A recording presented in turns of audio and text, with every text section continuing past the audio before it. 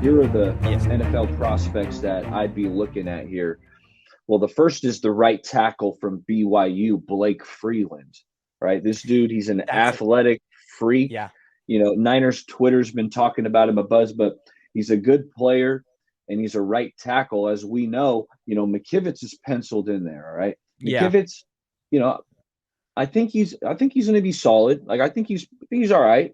We'll see if he might surprise me and be really good, but I think he's solid. But Ben, I'm always looking to upgrade, right? I want to upgrade this offseason. So if you can package some of those third round picks, maybe you got to add something else and move up and get a Blake Freeland. I think that'd be a great move.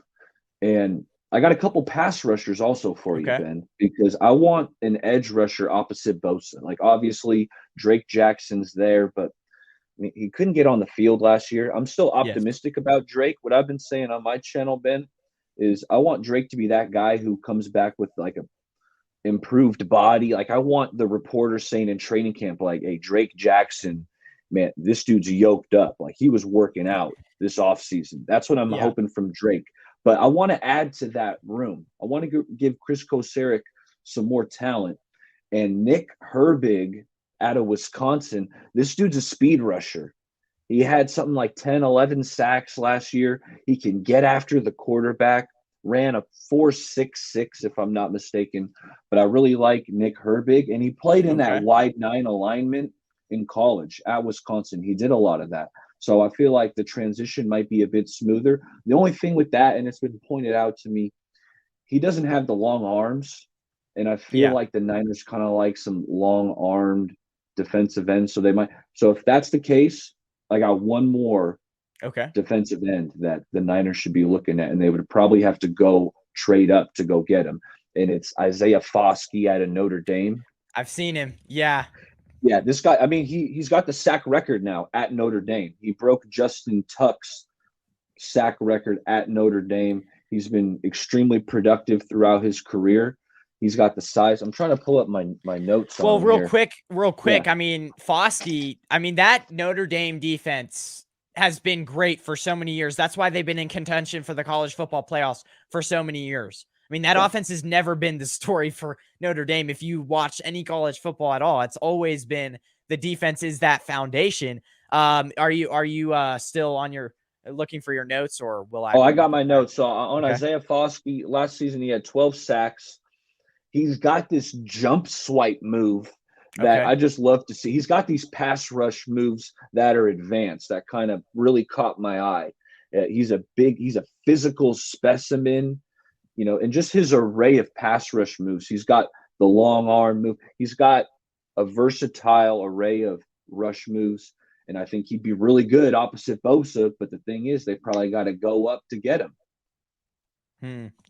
Well, I mean, I'll bring up a guy, Keon White, projected around early second round. This would be a reach, but man, this guy had 7.5 sacks last year. He can play both defensive line and edge rusher. He's a big dude. He's like 285, I believe, 6'5", can stop the run. And I'm looking for guys who can play edge, defensive tackle as well, because I think those are guys that the 49ers are looking at kind of. That's a guy where, man, if we can trade up and get him, I think it would solidify the middle. I think it would solidify the outside. He's a guy that's powerful, has obviously can play both inside, outside. The only thing with him, obviously, needs to develop a little bit more pass rush moves and maybe a little bit, I don't know, like on the outside. I don't know if he would be able to win just by power, just by just bull rushing players. But again, he has a trait, and that is powerful. And I mean, Chris Kassir can coach him up. And I always like players who, in their scouting report, say they need more work on their pass rush moves because you can coach that. That's coachable. So it's like I'm not too worried uh about that weakness. So Hey, I love it. And I got some notes on Keon White, and you're right. First thing I wrote is he's strong and the guy's a bully. He's out there yeah, bullying people around. So Keon White, that's an Georgia intriguing Tech, name. by the way. Sorry, I didn't mention the school before. Yeah. Yeah, yeah, absolutely. Georgia Tech. So yeah, he's a big boy. He's strong. and the dude's a bully. So, and I'm not sure. Maybe he's a guy who might actually make it there to the end of the third. Really? Like, You is think there's so? well, I mean, but probably not. But there's an outside chance. All these mock drafts and stuff, Ben, Yeah, they're so projective that we don't know exactly. We can't pinpoint exactly. where these players are going to go. Sometimes guys slip. Sometimes guys go way earlier than expected. It's never quite how the mock drafts Right. listed. Have you got DJ Turner on your list from Michigan? I Is mean, he is he a D end or a he's tackle? a oh, okay. I guess you haven't, because you texted me and you were like, I have only been looking into DNs and D ends, D tackles, and tight end. Because Ben, you okay, know what? I yeah, don't like to half-ass all the I know. positions. The way I Focus do on it. one. Exactly. I Yeah. try to look at the Niners' needs and what I think they are. So this year, D end, D tackle, and then tight end, I really went hard at. Yes. And the next position I think I'm going to try to do is safety here Safety. pretty soon. I want to hit safety because I feel like the Niners could take a safety, but the D line and tight end, I know really well about So these prospects. Yeah. So what are some tight ends? I mean, obviously Yeah. the guy that I love, and I think this is like George Kittle squared. And he needs to cut some weight. Obviously, this guy is probably not going to be anywhere near the 49ers. Darnell Washington, man. That guy's amazing, man. I mean, you look at his film and it's like he doesn't really have route running skills, but I mean, you get him. He's like a sixth offensive lineman. That guy's really good. And then I'll look up the guy from Utah is also really impressive. And he's slipping my name, but Yeah. the tight end.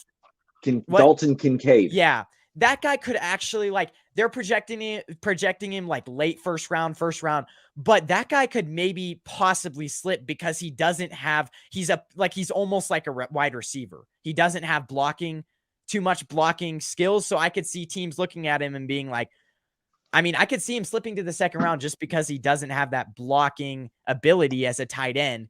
And yeah, so maybe I him, love but it. those I love I'm it. getting more into the first round guys because I'm going to do a mock draft here shortly of the first round. So I'm just kind of throwing out guys that are way out of our realm, but go ahead.